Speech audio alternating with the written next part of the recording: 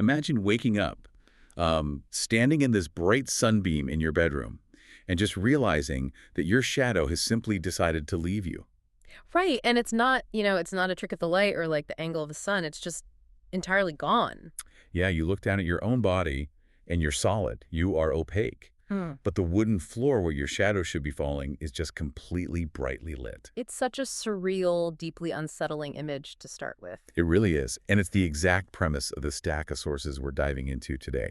So welcome to today's deep dive. We are looking at a collection of literary reviews, translation notes, and the core text of this philosophical detective story called The Heteronym Detective by Max and Claude. Which is just a brilliant piece of work. Oh, absolutely. And our mission today is really to figure out what this incredibly bizarre text is trying to tell you about authenticity, identity, and, all that heavy, invisible baggage we all carry around every single day. Yeah, because the book sets up the absolute definition of a diagnostic mystery. I mean, we're plunged into this landscape of what they call ontological crimes happening all over Lisbon. It's a very murky, shifting reality. Hang on, let's clarify that real quick. Okay. Ontological. So we're talking about crimes against the very nature of existence itself, right? Like not someone stealing your wallet, but someone stealing your actual reality. Yeah, is precisely it. The laws of physics and the laws of psychology are basically bleeding into each other here.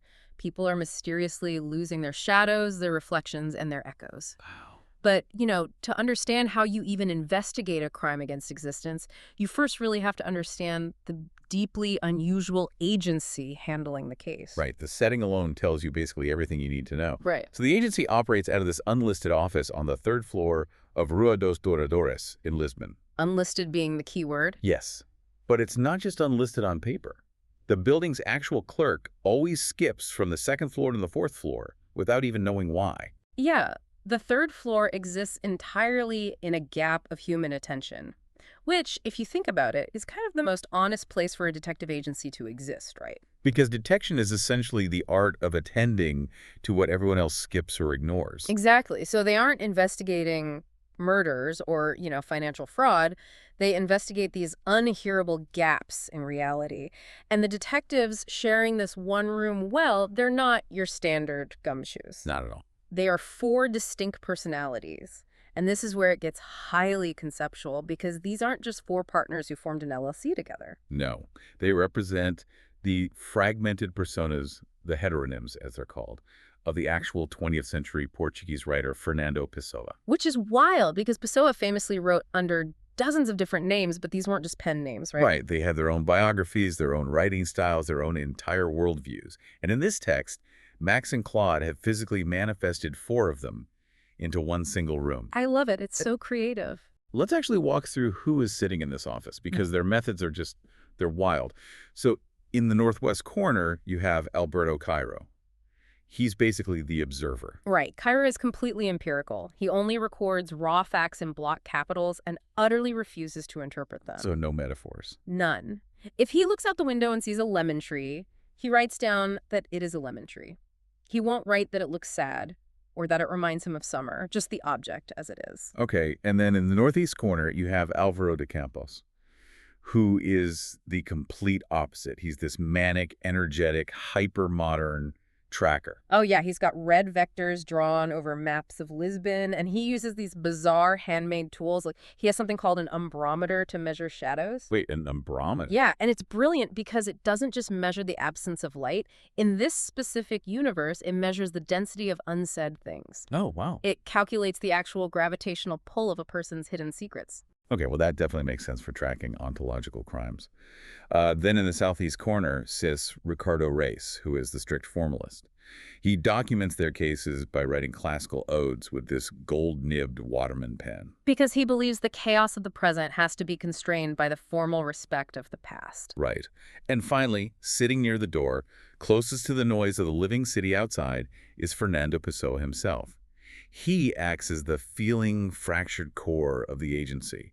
He mostly just sits in cafes writing these emotional fragments on napkins and tram tickets. Okay, let's unpack this for a second. It's basically like that movie Inside Out. Yes. But instead of cartoon emotions, you have a 20th century Portuguese poet's fragmented psyche running a supernatural detective agency. That is the perfect way to describe it. But having an agency built on fractured identities actually makes them perfectly suited to investigate a client who has just lost a core piece of her own identity. Which brings us to their newest case, Helena Murteira.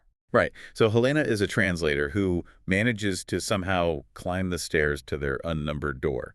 She sits down and tells them that she woke up that morning and her shadow is just gone. And Cairo looks at her, sitting in the client chair. He pulls out his notebook and simply writes in block capitals, of course, woman, chair, sunlight, no shadow. Just the facts. Just the facts. She is solidly there. Her gray coat absorbs and reflects light totally normally. Yet the floor underneath her is completely saturated with bright, uninterrupted sunlight. The obvious question here is the catalyst, right? Like, why today? Exactly. And we find out Helena lost her shadow exactly 3 months after she quit her job.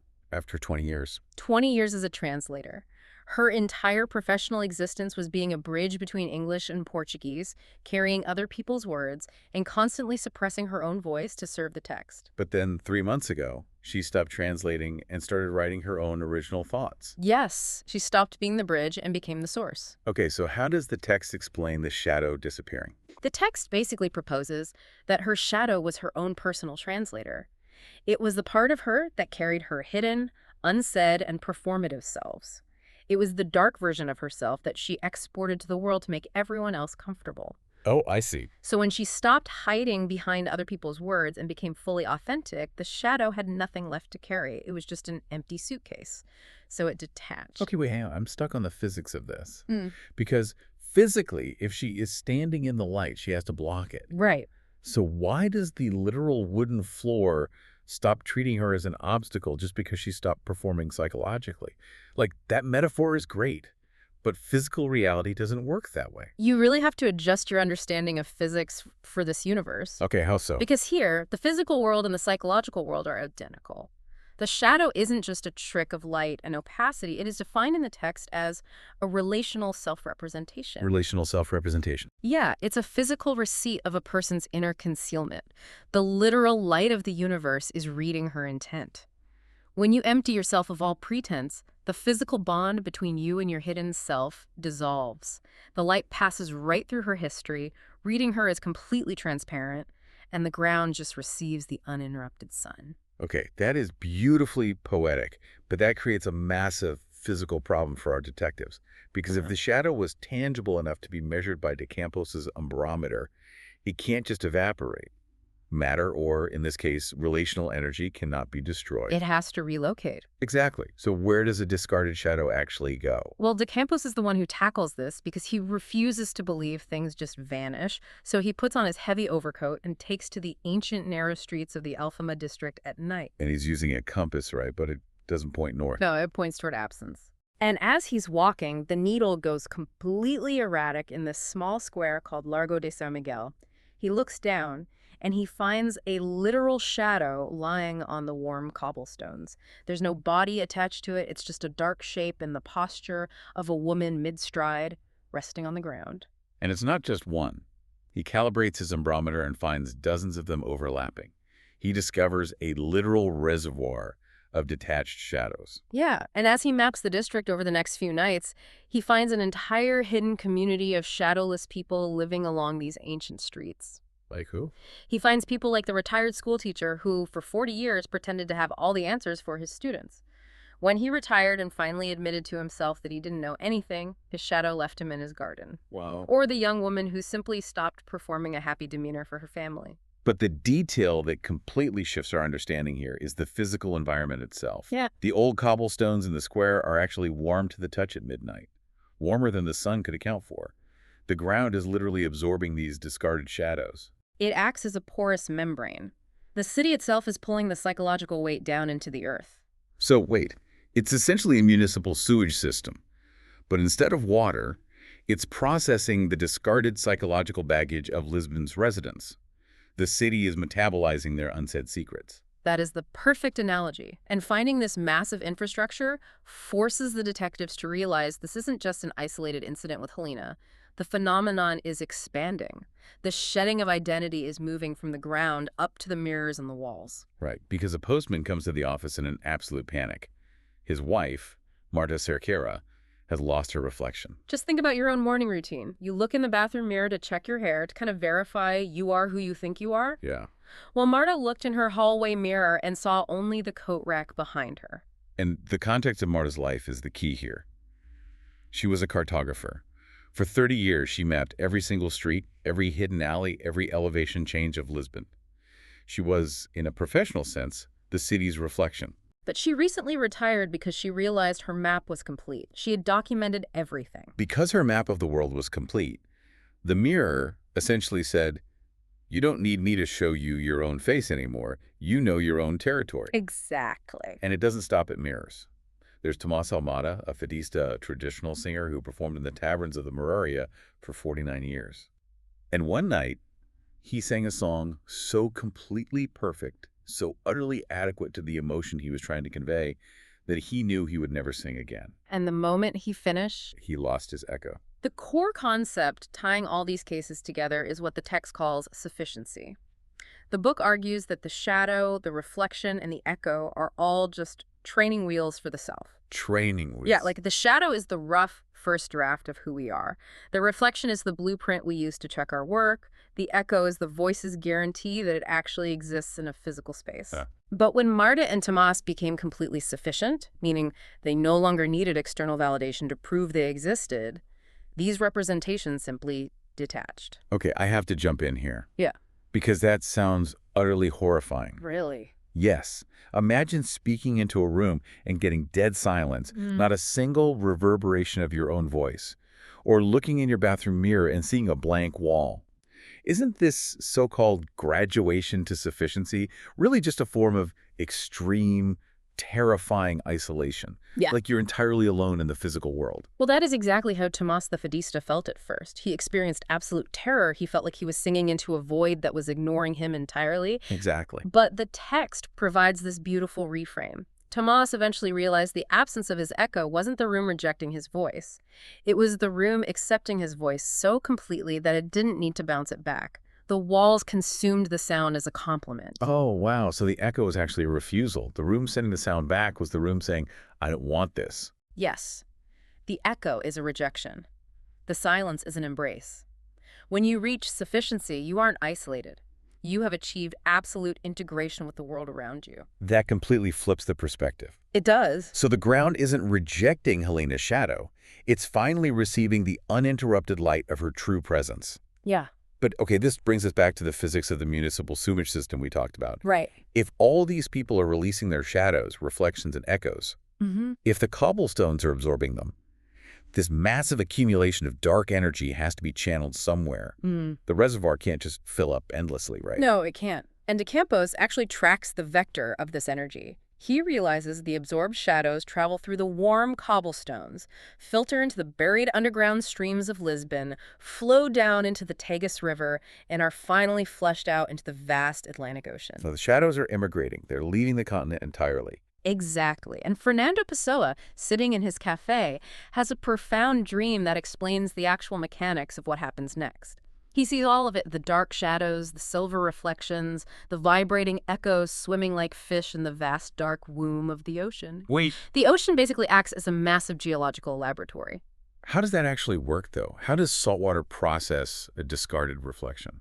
So in Fernando's dream, the immense physical pressure of the deep sea crushes the heavy psychological density of these discarded selves.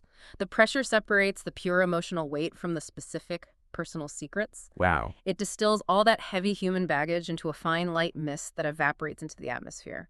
The ocean metabolizes our processed darkness into a very specific emotion. Saudade. It's that famous Portuguese feeling of beautiful melancholy, of tender longing for something that is absent. The text makes this staggering philosophical claim here. Saudade isn't an emotion generated by people. It is generated by the ocean from our discarded selves. The sea takes our released baggage, purifies it under pressure, turns it into this beautiful ache, and it washes back over the city as rain and morning light. It's an emotional water cycle. You evaporate your inner baggage, the ocean churns it up and purifies it, and it rains back down on you as beautiful, poetic melancholy. That's just a stunning visual. It really is. But watching these clients graduate to this state of sufficiency and realizing their baggage is fueling the weather of the city, Yeah. It forces our four detectives to look inward at their own strange existence. Oh, absolutely. The investigation fundamentally changes the investigators. Cairo, the empirical observer who only ever records cold facts, suddenly writes a journal entry about the beauty of the rain. He actually starts interpreting. Which goes against everything he stands for. Exactly. Reis, the strict classicist, finds his handwriting getting messy, his formal poetry breaking its rigid rules. De Campos, the manic tracker who never stops running, finally goes home, puts down his umbrometer, and just sleeps. And then there's Fernando. The climax of the book happens when he calls a meeting. The four detectives, Helena, Marta, and Tomas, are all sitting in a circle of chairs in that unlisted office. And Fernando makes a devastating realization about his agency. He does. He realizes Cairo, De Campos, and Reis aren't just his colleagues. They are his shadows. They are his reflections. They are his echoes. Fernando diagnoses his own ontological crime. He created these heteronyms because he was not sufficient. He couldn't process the overwhelming nature of reality as just one person. He needed Cairo to observe for him, De Campos to feel the manic energy for him, Reis to provide structure for him. Yeah. He realizes he is still hiding, still fragmented, still relying on these external versions of himself to process the world. So Fernando looks at these clients who have graduated, who have shed their baggage and become one transparent, integrated self, and he actively refuses to join them. He looks around the room and says, I am not ready to let them go. Just Fernando is not sufficient. Right. I have to ask, is the text framing this as a failure? Is Fernando tragic because he can't let go of his shadows? This is honestly the most vital point in the entire deep dive. No, Fernando's refusal is the most honest, authentic thing he can do. Bro. Yeah, Helena, the woman who lost her shadow, looks at him and says, your shadows stay because you are sufficient as four. The agency's purpose isn't to cure Fernando so he can be normal. Their purpose is to witness those who are cured. Oh, I love that. Yeah. So the text is actually defending the messy, fragmented self. Deeply defending it, it validates that being a work in progress, being a parliament of competing voices, is just as real and just as human as achieving perfect sufficiency. His shadow is complicated, it contains multitudes, but as Helena points out in that final meeting, it is warm. It is warm. Man. To summarize this incredible journey we've been on today, we started with a woman who cast no shadow standing in the sunbeam in an unlisted office. We tracked that physical absence to an underground emotional sewage system beneath the ancient cobblestones of Lisbon. Yep. And we followed it all the way out to the vast pressure of the Atlantic Ocean, which crushes our discarded psychological baggage into a fine mist of beautiful melancholy that rains back down on us. And the core takeaway for you, the listener, is really about how we view our need for external validation, how we perform for others, the versions of ourselves we project to feel safe. The shadows, reflections, and echoes, they are just training wheels. Right. When you reach a point where you are truly enough, when you stop translating yourself into a version the world finds easier to digest, you don't need the world to bounce your image back to you.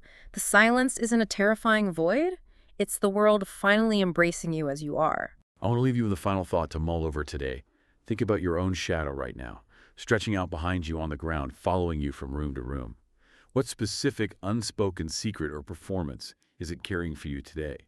And if you finally found the courage to set that heavy suitcase down, to stop hiding, what would the ground beneath you feel like when the sunlight finally hits it?